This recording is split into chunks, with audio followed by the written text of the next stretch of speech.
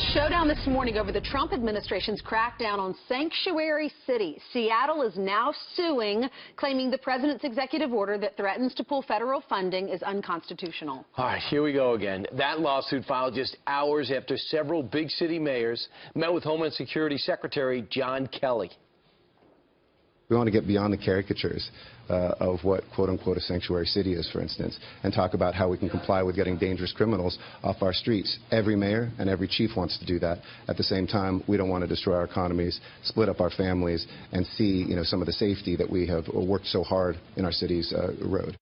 Well, our guy Griff Jenkins getting the first reactions after the closed door meeting. So, Griff, it's almost funny. We've known what the sanctuary cities are. We've got maps of the sanctuary cities, and the people from the sanctuary cities say, wait a minute, we're not so sure we're a sanctuary city.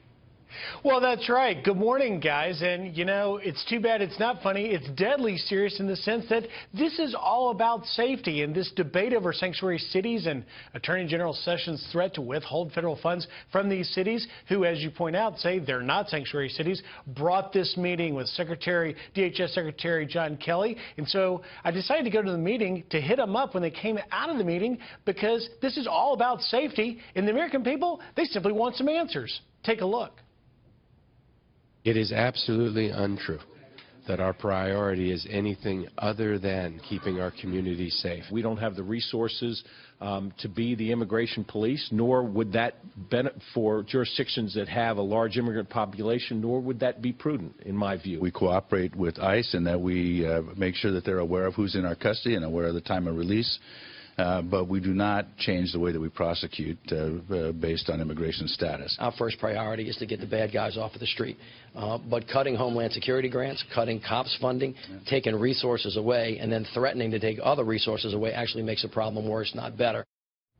Now, a couple of quick things about this. That first mayor you saw there, Steve Adler of Austin, Texas, has become a bit of a ground zero for sanctuary city mayors. He is withholding. And I stopped him and said, look, let's just agree on something. When you don't enforce federal immigration law, that's breaking, that person who's here undocumented is breaking federal law. And he said, yes, I agree to that. But, what comes of this? Well, I don't know, guys. I think it means that we're going to get a clear definition from the administration on what a sanctuary jurisdiction is, but a lot of questions. Griff, is there any sense that anybody's mind got changed after that meeting? Because General Kelly is known to be very direct. Well, no, but as the L.A. Mayor Eric Garcetti said, that they found some common ground and they're moving towards something, but I don't think anything got done. In fact, the DHS Secretary spokesperson, Kelly did not talk to us on the way out, but his spokesperson came out and said, look, no decision has been made yet to withhold these funds. We're taking our time, and we want this clear definition. So I'm not sure what that means. I think you touched on it right at the end. Everybody's going, we're not a sanctuary city because they want the money. They want the money. They want the money. Not only that, there's a scenario here where this could end up, guys, at the Supreme Court. Because if the administration lays down a definition and the cities say, well, we simply disagree, well, that's headed for the courts and maybe Supreme Court. I know. All right, Griff, thank you very much for the report.